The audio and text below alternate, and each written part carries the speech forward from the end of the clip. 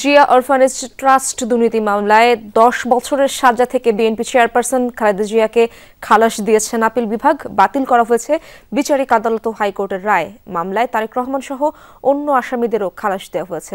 রায়ের পর্যবেক্ষণে প্রধান বিচারপতি বলেন, বিদ্বেষ ও প্রতিহিংসার বশবর্তী হয়ে জিয়া পরিবারের বিরুদ্ধে এই মামলা করা হয়েছিল।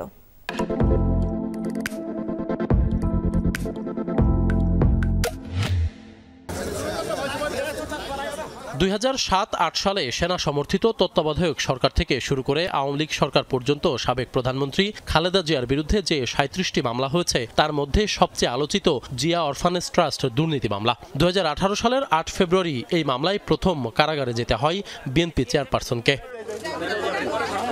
5 আগস্টের পট পরিবর্তনের পরদিনই রাষ্ট্রপতির আদেশে অন্য আরেকটি মামলার সাথে এই মামলার সাজা মওকুফ করা হলেও খালেদা জিয়া আইনিভাবে নিষ্পত্তির উদ্যোগ নেন।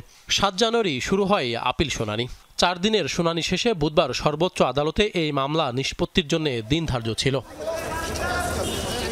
বেলা 9:30টার কিছু পর প্রধান বিচারপতির নেতৃত্বাধীন 5 সদস্যের আপিল বেঞ্চ সর্বসম্মতিক্রমে এই মামলার রায় ঘোষণা করেন। রায়ে খালেদা জিয়া সহ সব আসামিকে খালাস দেয়া হয়। যে মামলার মধ্যে কোনো কিছুই ছিল না, সেই মামলায় হাইকোর্ট বিভাগ 5 বছর থেকে 10 বছর করেছে।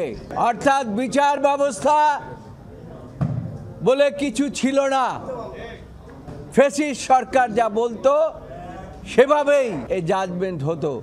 আজকে মনে হচ্ছে যে বিচার বিভাগ স্বাধীনভাবে তাদের দায়িত্ব পালন করেছে। খালেদা জিয়া ছাড়াও এই মামলায় তার বড় ছেলে তারেক রহমান, সাবেক মুখ্য সচিব কামাল উদ্দিন সিদ্দিকী, সাবেক এমপি কাজী সলিমুল হক কামাল, ব্যবসায়ী শরফুদ্দিন আহমদ ও জিয়াউর রহমানের ভাগ্নে মমিনুর রহমান ছিলেন। তাদেরকেও খালাস দিয়েছেন আদালত। যে দুইটা জাজমেন্ট হয়েছিল 5 বছর এবং 10 বছর, সেটা বাতিল।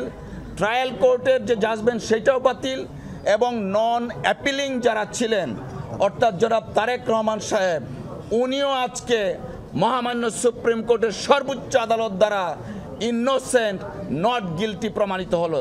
রায়ের পর্যবেক্ষণে আদালত বলেন, এই মামলা এবং বিচার কাজ ছিল প্রতিহিংসামূলক। খালেদা জিয়া সহ সব আসামির সম্মানহানি করা হয়েছে। আদালত অত্যন্ত গুরুত্বপূর্ণ পর্যবেক্ষণ বলেছেন। এই সিদ্ধান্ত অর্থাৎ আপিল বিভাগের আজকের রায়ের পরিপ্রেক্ষিতে এই যারা আসামি এবং আপিলকারী তাদের সমাজে যে সম্মান হানি ঘটেছিল তার একটা চির সমাপ্তি ঘটবে। আর এটার মাধ্যমে আদালত প্রত্যাশা করেছে এই ধরনের ম্যালিশিয়াস প্রসিকিউশন আমরা মনে করি কখনো কোনো ব্যক্তিকে রাজনৈতিক বিধ্বংসের কারণে করবেন না, এবং এই রায় একটি ঐতিহাসিক রায়।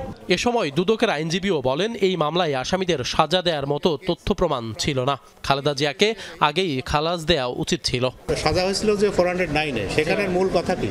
প্রথম কথা ইন্ট্রাস্টমেন্ট থাকতে হবে, সেকেন্ড কথা মিস অ্যাপ্রোপ্রিয়েশন থাকতে হবে, থার্ড কথা কনভার্সন থাকতে হবে, ফোর্থ কথা আইনের ব্যত্যয় ঘটায় কিছু করতে হবে।